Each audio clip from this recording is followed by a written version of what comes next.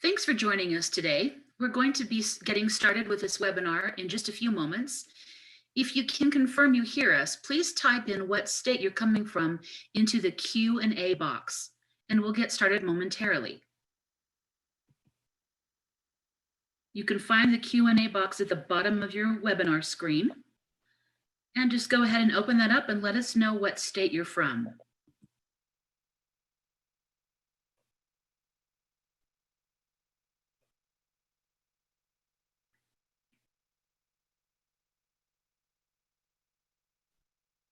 Great. So again, if you're just joining us now, we will get started in a moment.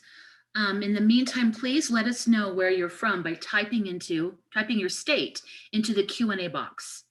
We like to see where our students are from.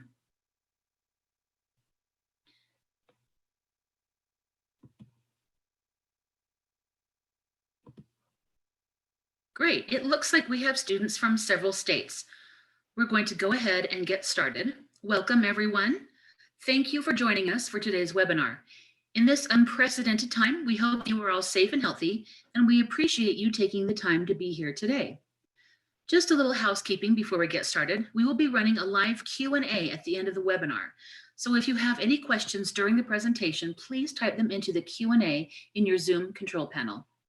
If you miss anything, don't worry, we will send the recording when it's available. During the webinar, we'll present poll questions related to the webinar topic.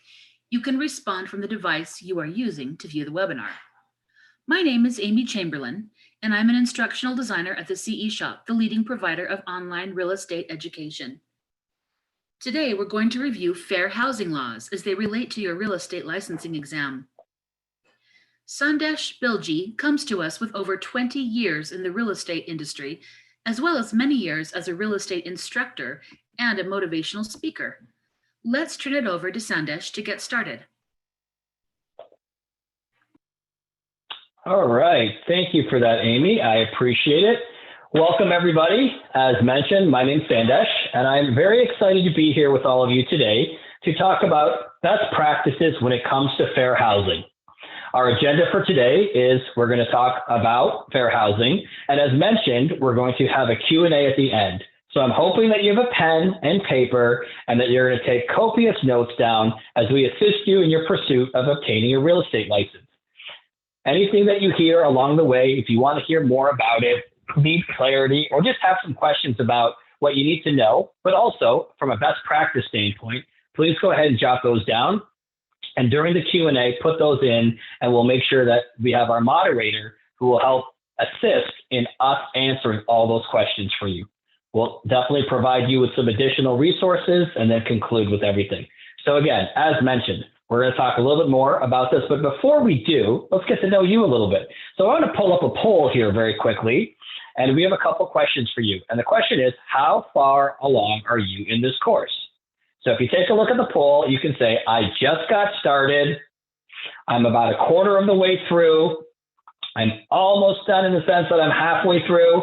75% or almost done ultimately means that you're right there or you just completed. So let's get an idea of where all of our folks are coming in from and where you're at with everything. Give it just a couple more minutes. I'd love to always get an idea of who our audience is, because as we go through this, I want to be able to explain some of this. Some of you haven't even talked about fair housing yet. So some of this will be brand new for you, and others are going to be experts at this point. So let's go ahead and see what our results are and where everyone is. Well, look at this. How about it? Most of us in this group, almost half, are almost done. Congratulations to all of you. That's very impressive.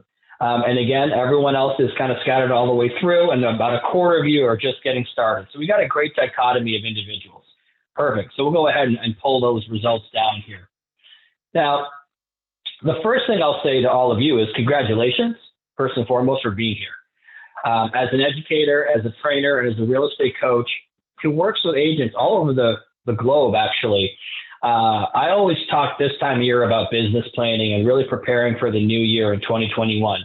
And the most important thing that I really see is those agents that are willing to invest in themselves and do something about this to help with their business, to sustain their business, grow their business, and protect your business. So those of you that are almost done, get ready to embark on a new career. in real estate, we welcome you. And those of you that are just getting started, we'll see you at the finish line very soon. So let's go ahead and get started.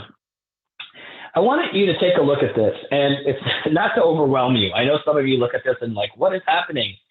But this is more of a guide to really help you understand where are the topics coming from. Students often ask me, how much time should I be spending on each chapter? What topics are most prevalent? Well, I will answer that and say every topic is important, of course, not only for your exam, but also for best practices when it comes to real estate. But take a look and see where the concentration is. You can see that about 17%, which is the largest piece of the pie, is coming from contracts. So really making sure you understand the real estate contractual process. Then we go into about 13% between the real estate practice as a whole, conceptually, as well as general agency. So really understanding the agency relationships. And then again, the dreaded math, right? That's the one question people always ask, but about 10% is on math and on financing. And you can see how the rest of the wheel shapes out. The reason I show you some of this is because sometimes you're going to get to a position where there's just certain topics you don't quite understand. And there's certain things that are just really just bogging you down and causing additional anxiety and stress. See where that falls in the wheel and help yourself understand how much time should you really be dedicating to that. But again, those are things that are important. Now, today's topic is fair housing. Fair housing and the practice of real estate. And what we really want to make sure we understand is that there's different formats when we talk about fair housing, depending on where we're coming from. And so the key thing is we want to make sure we understand from the AMP standpoint with fair housing federal laws, and the ADA is on protected classes.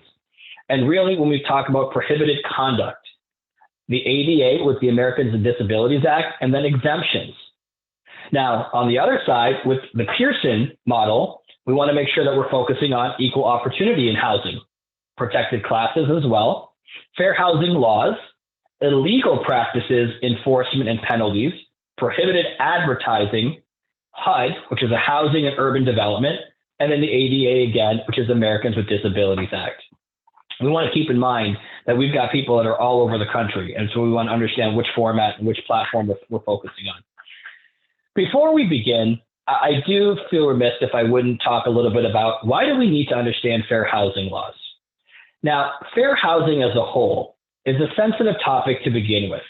However, as what we have seen in 2020, and we all have our own opinions, we know that the term sensitivity is now even more sensitive. And so one thing I want to talk about when it comes to fair housing is this. There's a couple elements when it comes to fair housing.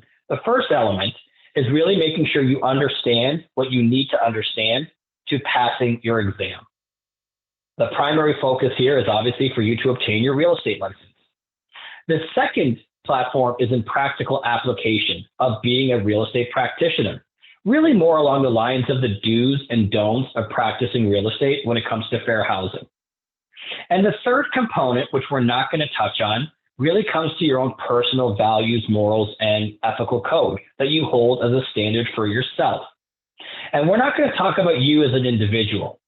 But again, keep in mind that your own views and opinions, as we don't discuss those, could impact the way that you operate in real estate. And so it's very important that when we talk about fair housing is that you do look at this from three different perspectives. And as we talk through this, understand, what do I need to know to pass the test? That's very important. But this is a topic that we don't want you to memorize to be done with, but it's more understand to learn to practice. And then when we talk about real estate from the practitioner standpoint, the things that you're going to be doing, interacting, engaging with clients. And then again, when we talk about personal values, morals, and beliefs, how do we integrate that with the way that we operate? Because let me remind you that once you become a licensed real estate practitioner, there's no clocking in and clocking out, right? You are you every single day as a licensed individual in your state in which you're licensed to be able to practice. So just think about these things when we talk about it, is that you don't necessarily have to agree with everything we're talking about, and that's not what this is about.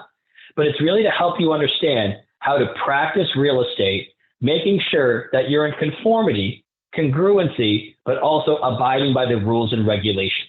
And so that's why I talk a little bit about the importance of it, because I don't want anyone during this session to feel that they heard something that they didn't agree with or that they don't believe, and that's completely okay. But again, I'm coming to you from a practicality standpoint when it comes to license laws. So hopefully everyone understands that. So moving on, and here we talk about, can you identify the 7 federal fair housing categories of protection? When we talk about protected classes, what does that really mean? Ultimately, it means that you cannot deny housing to certain individuals, refusing to engage in real estate practice, or treat differently than you would everyone else. So let's go ahead and talk about the federal. And when I say federal, as you know, in the United States of America, you cannot deny and cannot mistreat individuals that fall into these 7 protected classes. Now here, before I disclose what they are, is a memory hook. And a memory hook is something that's going to be helpful from a memorization standpoint, because this is one of the longest memory hooks that we have. A lot of them are short terms and short words that you can remember as far as acronyms go. RRCNHFS. There's no way you're going to remember that. But you will remember that reckless realtors can never have financial success. So here's what I'd like all of you to do. Yes, your pets and your kids and whoever's around you might think this is very strange, but I want you to take a pledge with me and say this out loud. So on the count of 3, we're going to do this together. 1, 2, 3. Now everybody, reckless realtors can never have financial success. Not only is this a memory hook, there's so much truth to this. As mentioned in my earlier statement of my bio, I've been in the business for 20 years. And as a result, I've seen a lot of very, very successful realtors along the way. And all of those individuals that are still in the business today are not reckless. The ones that aren't in the business anymore. I know that doesn't apply to any of you on this Zoom call right now. So again, thank you for being here and understanding that reckless realtors can never have financial success. Now that we've said it 3 times, which by the way, that's a hint on how memory works, is that you have to repeat things 3 times in order for it to go to mind muscle memory and embed in your brain. Now, what does reckless realtors stand for? Race, religion, color, national origin, handicap, familial status, and sex. So again, as I go backwards, you can see reckless realtors can never have financial success and what that translates to. Again, race, religion, color, national origin, handicap, familial status, and sex. Again, recapping, these are the 7 protected classes from the Federal Fair Housing Act, which means all of you this applies to. Okay, very important. We'll talk a little bit more about protected classes and how that operates and how that works, but be very conscientious of this. Just to break down some of these, when we talk about handicap, we're talking about mental and physical disability. When we talk about familial status, we talk about an adult with a child that's under the age of 18. It also applies to an individual who is pregnant. So again, make sure that we understand the different protected classes. They're very important. And why is it important? Because we will be interacting with individuals in our real estate business every day of whom fall into these 7 protected classes across the country. Now, here's a tip. It's so important that you make sure that in addition to the Federal Fair Housing Act, that you pay particular attention to your particular state and what some of the state protected classes are. In some states, you have many additional protected classes. Some states, you have no protected classes. I think if I remember when I saw your Q&A when you chimed in, we have some folks from Virginia. We have some folks from California. I'm kind of think we're with some Arizona. So we have folks, Texas. We have folks from all over the country. So again, welcome. It's so exciting. And I guess I should have started off with good morning or good afternoon, depending on where you're coming in from. But I'm located in Chicago, Illinois, right in the smack dab in the middle. And I can tell you from an Illinois perspective, we have additional Illinois Human Rights Act, where we have additional protected classes. And it was important that I understood those so that I knew that when it comes to protected classes, I have to take into consideration the federal in addition to the state required protected classes. So I'm going to challenge all of you to make sure you understand that. So if you're taking notes, write down on your piece of paper, what are my state protected classes? If you know the answer, amazing. If not, please find out and make that a part of your learning when it comes to identifying protected classes. Now, let's go through some questions here to see where we are at. So I'm going to go ahead and put up another poll, and I've got a question here that describes blockbusting. So let's go ahead and take a look at this poll here, and I'd like for all of you to determine, what do you think best describes blockbusting? Is it A, persuading homeowners to sell properties to members of a protected class? Is it B, steering Hispanic buyers to properties in Hispanic neighborhoods? Is it C, refusing to show a non-handicap accessible property to a person in a wheelchair? And is it D, persuading homeowners to sell because the neighborhood demographic is changing? I'd love to hear what your answers are. So let's give it a moment. And I could tell that some of you are deep in thought right now and going, it could be a couple different answers. And that's why we do this, is to challenge you, but also to make sure we can educate you. And I'll explain along the way. Give it a couple more minutes here and see what we got.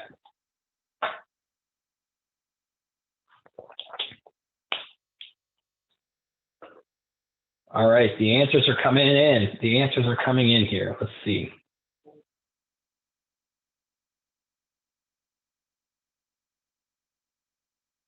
All right, let's go ahead and see our results of what we all thought was the correct answer.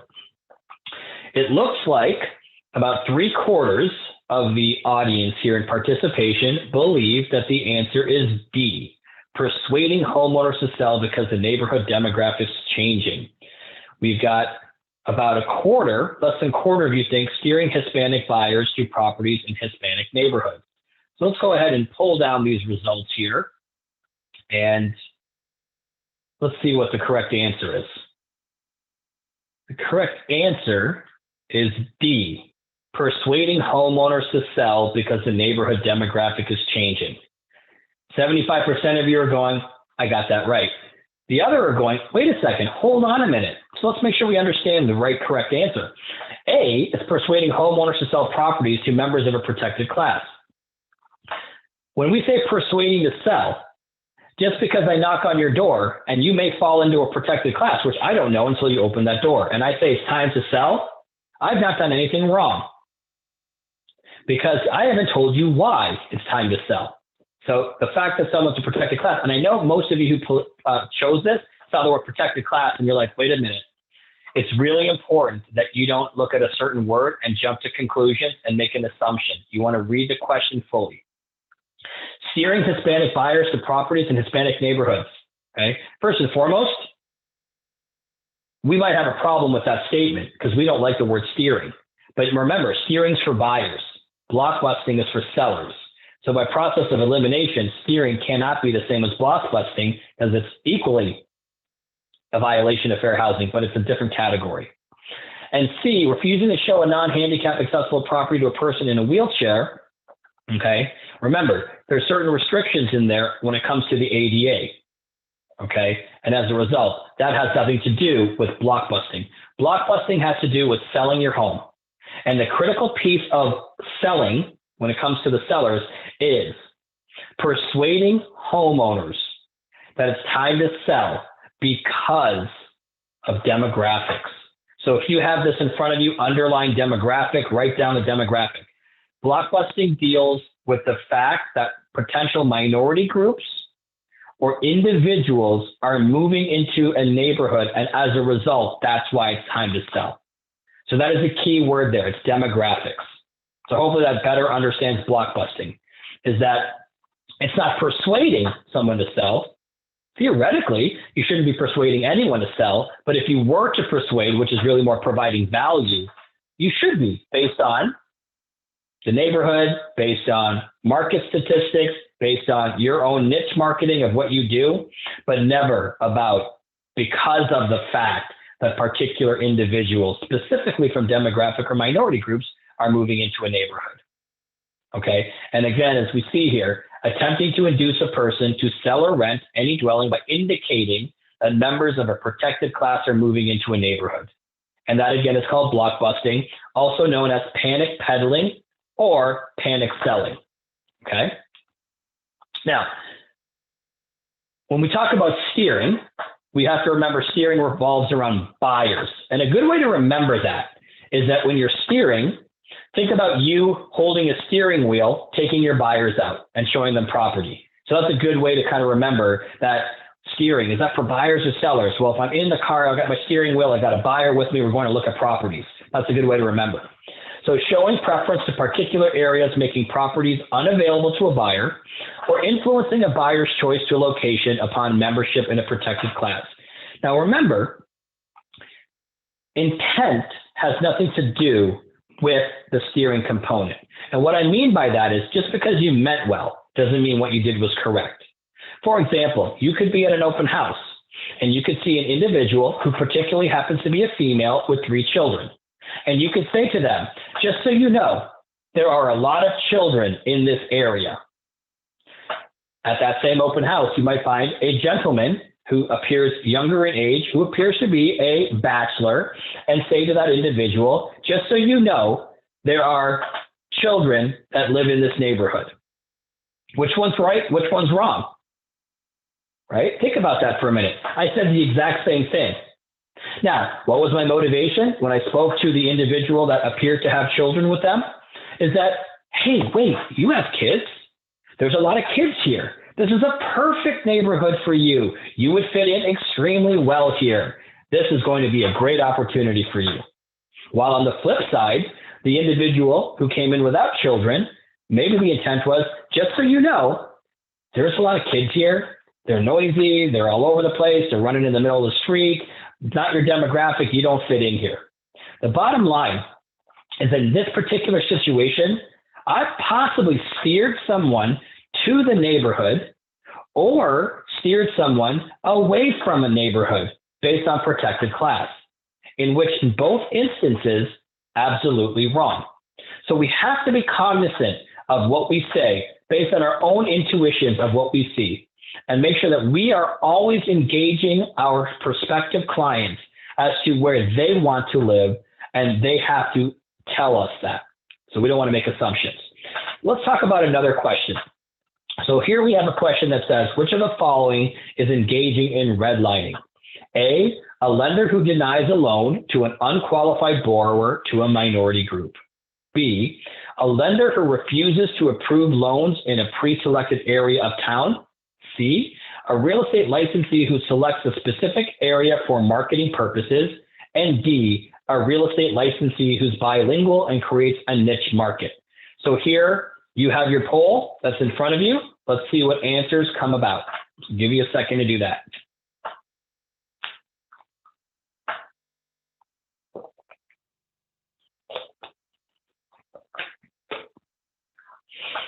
All right. Perfect. We had a quick response on this one, so that gives me some confidence here. So let's go ahead and show what our results are. We believe it is a lender who refuses to approve loans in a pre-selected area of town. Great. Let's go ahead and close this up and let's find out what the correct answer is here. B is correct. A lender who refuses to approve loans in a pre-selected area of town. So really, what is redlining? Well, you can see here that when you take literally a pen and highlight a boundary line around an area and say that you're not going to fund any loans in this area because of particularly that there are protected classes that live in those neighborhoods that will ultimately diminish value. So it is drawing a red line on a map around the neighborhoods that lenders will not serve based only on demographics. That is called redlining, and that applies to lenders.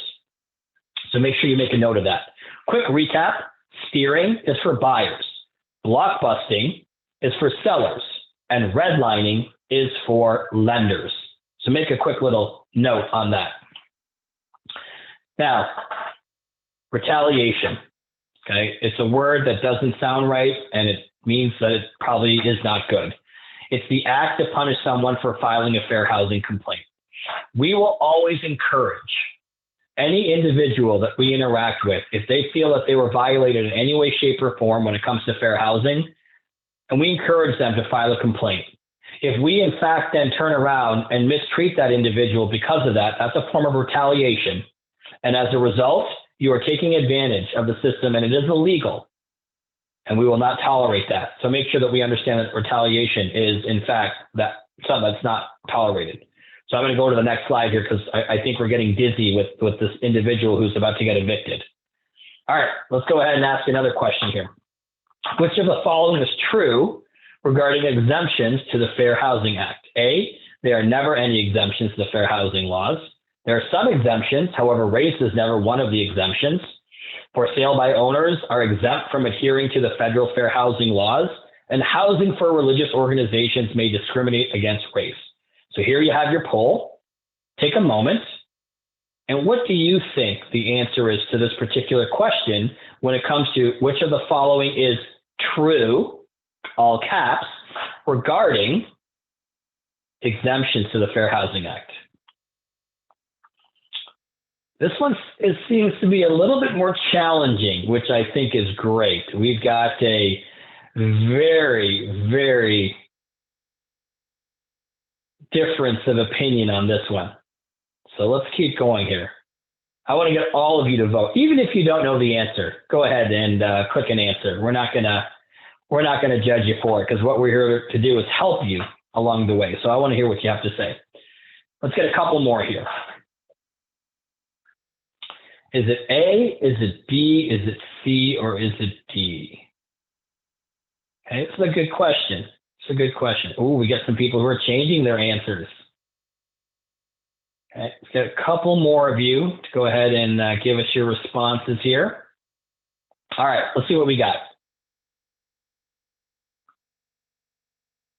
So here we feel that, and it's a close one, that there are some exemptions. However, race is never one of those exemptions.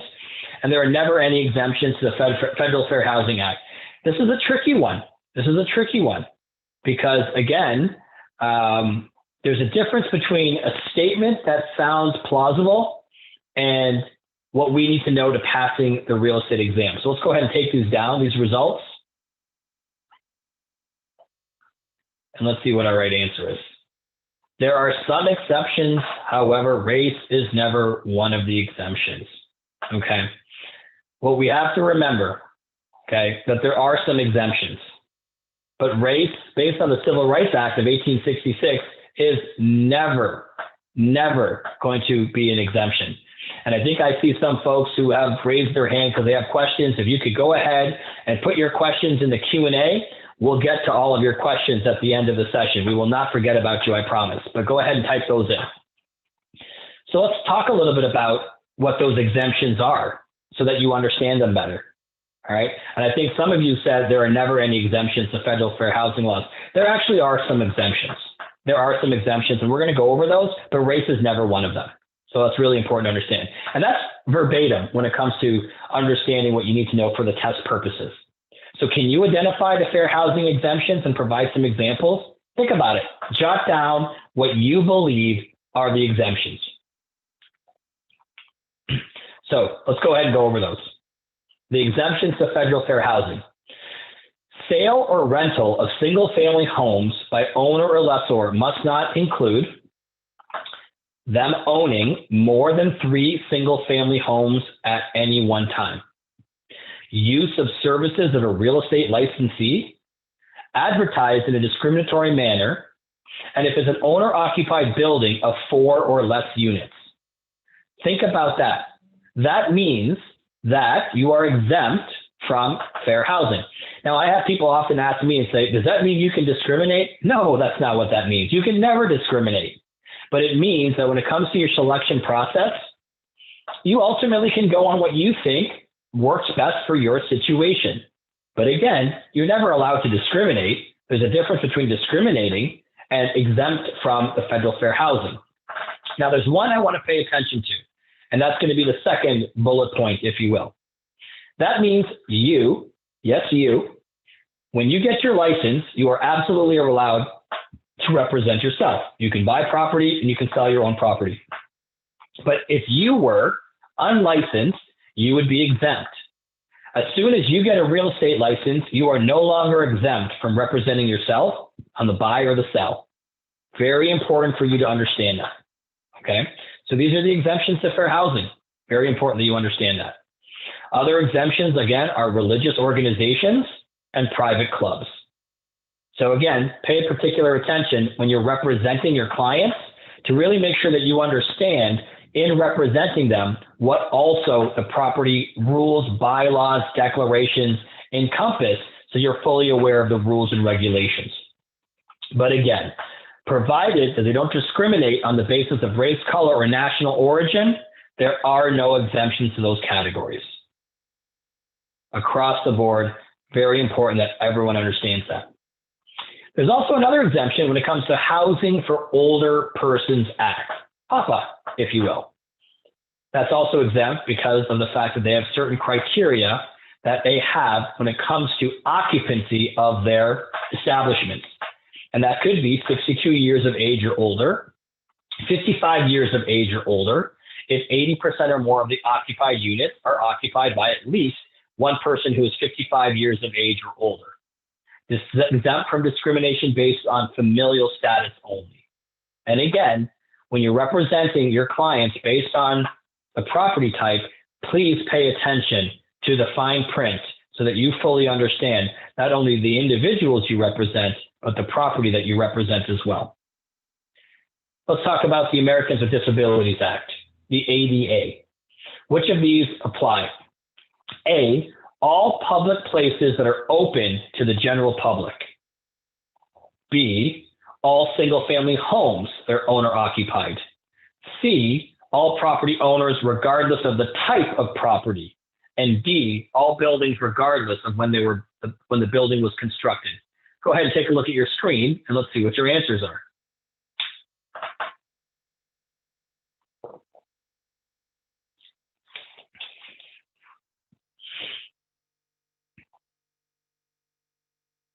All right.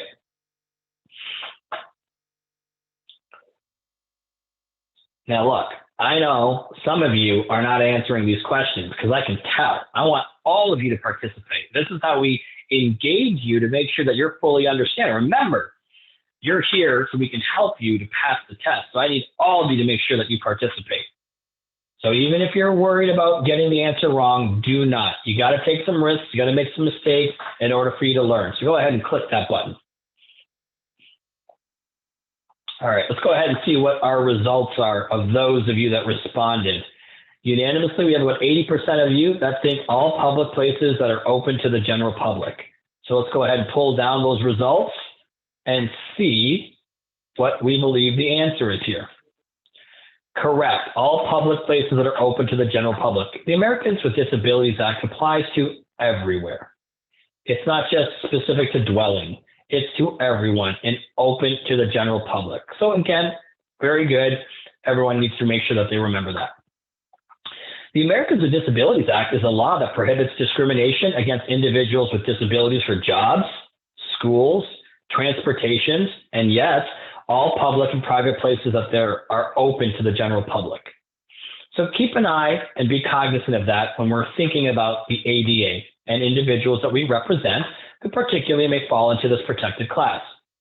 A little bit more about the ADA. It provides that all facilities for use of the public shall be designed, constructed, or altered to be readily accessible to and usable by individuals with disabilities. Permits people with disabilities to bring their service animals into all areas of the facility where customers normally are allowed to go. Now, let me go ahead and mention one thing that comes up a lot.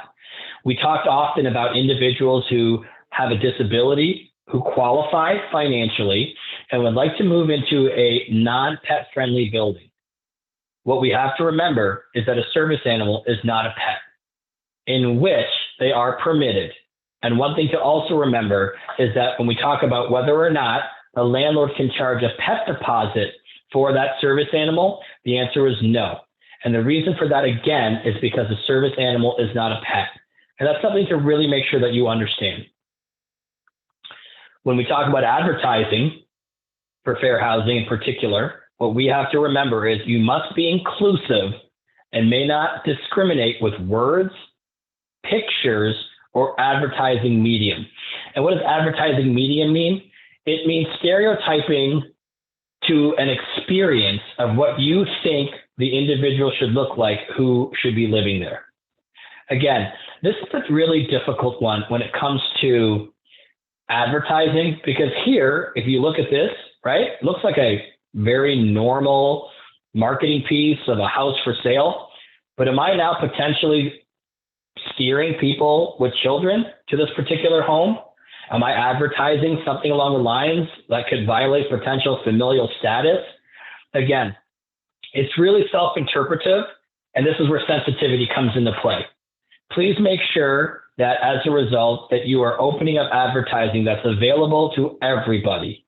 And as a result, that you're not excluding anyone who would make them feel that they don't belong based on the words, the pictures, and the experience that's been depicted.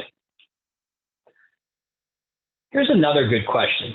I want to see how many of you get this one right. This is an interesting. Make sure you read the question first. This was always one of those types of questions that got me so confused. It was almost like a double negative. Which of the following advertisement is not a violation of federal housing? So the difficult part to when you get questions like this, when they're asking you which of the following is not true, that makes you think, well, if it means that it's not, then you have to know which ones are. So remember, it's a little bit of a confusing, and your brain tries to play tricks with you. But let's see what we can do here. Repeating the question, which of the following advertisement is not a violation of federal fair housing? A, large home, perfect for large families. Okay. B, turn left at St. Hedwig Church. C, diverse neighborhood. And D, near schools. So we've got some good answers here. This is a great question, I can tell already. Let's see as these come in here. We have some folks that are confident, some folks that are not sure yet, some that are waiting for the very last minute before they respond. I like that. I feel like I'm on a game show now. This is great. Let's see what we got here. A couple more. All right, we've hit our number. Let's go ahead and see what the results are. A third of you believe that turn left at St. Hedwig Church is not a violation. Okay. Remember, when we go over the answer and I explain it, some of you will say, wait a minute, I don't think I read the question correctly. That's going to happen, and that's often. We also had a very large number who thought it was near schools as the answer, as well as diverse neighborhoods. Let's go ahead and pull down the results here, and let's find out what the right answer is. This, of all of the questions, probably was closest in response rate to what we thought was the right answer. The answer is D. And before some of you go, what? I don't get it. Let's go through this. Which of the following advertisement is not a violation? So what this really means is of the answers, which are violations? Large home, perfect for a large family. A lot of ambiguity, but this particularly might be saying kids, family members, this could violate potential familial status. This is in fact something that you can't say. Turn left at St. Hedwig's Church. This comes up a lot. What we do know from a real estate violation perspective for fair housing is we're not allowed to use religious affiliations and institution in any type of directional use. And the reason for that is because we could be violating protecting class of religion, that this particular religion of individuals should be living in this neighborhood. Albeit, maybe we're using this as a landmark because it's an established icon in the community. It still, from a real estate perspective, potentially violates a fair housing code and violation when it comes to religious and a protected class. It's a tricky one, but I'm trying to make sure that you understand the facts of the matter when it comes to the law. Diverse neighborhood. You know, there was a time where we all used to use that term. Now we don't know what that term means. Diverse neighborhood could be positive for one person, negative for another. It means that it's a growing community. It also could mean that there's individuals of certain demographics that live here. So as a result, we can't use that.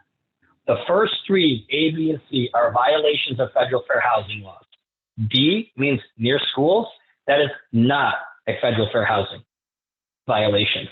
Again, digressing for a minute, when we talk about schools, we want to refrain from talking about quantifiers or qualifiers when it comes to schools. Great schools, good schools, best schools, number one schools. We don't want to do that. But school boundary lines are definitive. And as a result, we know what homes fall under each school district. So we are allowed to say that it's near schools, and that's not a violation. All right, so let's summarize a little bit here. The summary is real simple. Treat everyone equally all the time. Okay? At the end of the day, you cannot tell people where they should live. Many times people are going to come to you because you're the expert. And they're going to say, where should I live? What neighborhood's the best neighborhood? Where do I feel safe? Where are people that look like me? Where are people that speak my same language? Where are people that eat the same food based on that? I'm rich in my ethnicity and culture, and I want to be around people that I feel comfortable with. Those are all wonderful things. Those are all wonderful things. But at the end of the day, I need you, Mr. and Mrs. Klein, to tell me by doing your research and due diligence where you feel that area is, in which I can then show you homes that are available for sale in the area that you've specified that meets your real estate needs. And that's something that's really important. And I'm going to repeat that last statement. And if you could follow along and write this down, it's going to be very helpful.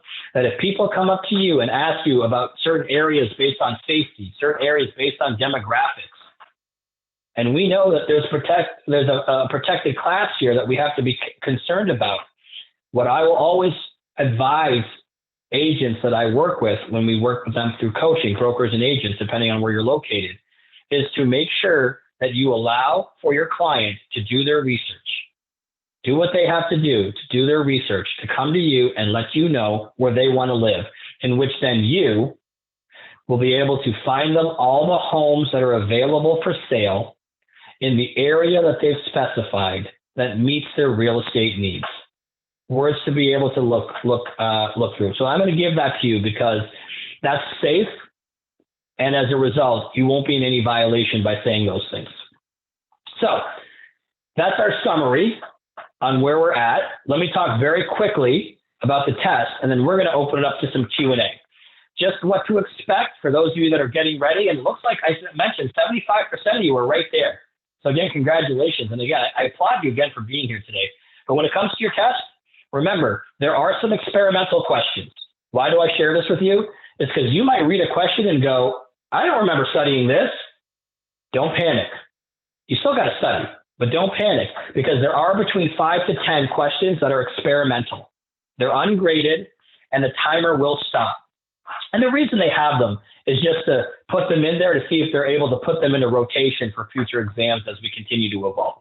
And so we mentioned that just so you don't get to a point where you think like, I've been studying forever and I don't remember any of these. Don't assume that with everyone that you don't know the answers to, right? But again, there are going to be some that are what we call as ungraded testing questions. So again, when we talk about what to expect, make sure you check your candidate guide. Make sure that you understand how many questions, what your passing score is. Look at it from a state perspective so you know what applies to all of you. All right. And again, want to make sure that you pay attention to the time so you know that time doesn't run out with what we're doing.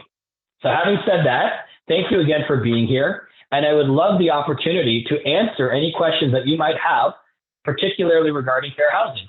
And so I'm going to go ahead and open it up and have Amy pop back in and assist me in the process. Thank you, Sandesh. And we will take some time for questions. Just a reminder, if you have questions, please type them into the Q&A in your control panel. It looks like we have a few. Lisa asks, if I'm a female and own a home and rent out bedrooms, I can discriminate only to females, right? As long as I only have 4 bedrooms or fewer. If I have 6 bedrooms and rent out. That's a great question. And I'm going to rephrase your question if that's okay with you, Lisa. It's not an element of discriminating, but what you're doing is you're being selective, right? Because it almost sounds strange to say, well, I'm allowed to discriminate. You're not really discriminating. You have a particular selective reasoning for what you're doing. If you are renting out a home and you have any shared space, you can be specific in the fact that you want female roommate only or male roommate only. So yes, you are allowed to do that. But again, there has to be shared space. If it's in an element where you have multiple units in a building, then that's no shared space or common area that would be shared. The answer is no. So hopefully that answers your question. Thank you. Here's another one by Bishan. Can you talk about the ADA and the fact that tenants may be required to pay for some of the modifications to a home? That is not clear to me. Absolutely. Let's try and make that clear for you.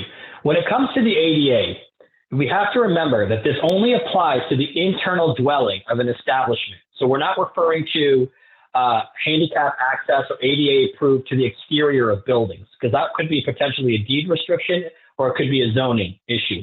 And so what it means is to the internal dwelling of a unit or a home, if an individual with a disability would like to make reasonable modifications, they have to clear it by their landlord, in which the landlord has to allow them to make those reasonable modifications, providing it doesn't cause any structural damage. And reasonable modifications would be light switches, cabinetry, handrails, widening of doorways that are not load bearing, in which the tenant would have to then pay for the modifications and also pay to restore the unit back to its original condition. Okay, great. There's another question by Richard. Can you direct your clients to websites to check out, for example, crime statistics, schools, and demographics? So Richard, not only can you, I strongly recommend that you do. And let me take that one step further. When we want to do the best job we could possibly do for our clients, and by doing that, we want to get as much data points and access to the information to provide them. Try to refrain from doing the research for them and for getting that information to present to them, because it could be interpreted a little bit differently. Guide them to websites, guide them to public places, guide them to areas that everyone has access to. More now than ever, Google solves everything. Let them find that information. Get them to the crime stats, the school locator, to all the information that's available to everyone, and let them make their own interpretive analysis on what's best for their family based on what their needs are. So absolutely. Great. It looks like we have been through all of our questions. Sandesh, is there anything else you would like to cover before we wrap up? You know, I think the big thing really is to really understand that when you're reading things from a textbook, they might sound like it's common sense, and I will agree with you. However, common sense goes out the window as soon as you get your real estate license and you start practicing with individuals. Because again, you can't control what others are going to ask you. And your clients are going to ask you questions. They're going to ask you questions about the building, the location. They're going to ask you questions about, certain neighborhoods and demographics and such. Again, remember, you represent property. Okay? You don't represent people, community, culture, or lifestyle. And just keep in mind of what your scope of practice is. That's very critical. Okay. And that's really what I can summarize is that at any point, if you feel that a question that's being asked is a bit intrusive, remember, there are testers that are out there. And as a result, if you do feel that way, a good thing to say is, that's a great question. Let me talk to my sponsoring broker and I'll get back to you. Don't feel the need to have to answer every question that's being asked of you, because in many cases, you shouldn't be answering that. So that's just a little guide along the way. But again, I wish all of you the best of luck. Great. Here's some additional resources for all of you if you do have questions. Our customer support, the support at theceshop.com. Here's your phone number and also an email address. If you have additional questions, if you need more resources, and you want to see what else is available to help you in your pursuit of obtaining a real estate license, please feel free to take advantage of these additional resources. Thank you so much. Sandesh, I'd like to thank you for joining us today. Your knowledge, expertise, and willingness to share it with our student community is greatly appreciated. Everyone, look out for an email from us with a link to today's recorded session, and keep an eye out for invitations to additional webinars in the near future. When this webinar ends, we invite you to complete a survey. If you can take a minute, we'd love your feedback so that we can continue to provide valuable webinars to you. Thanks again for joining us today, and we will see you next time.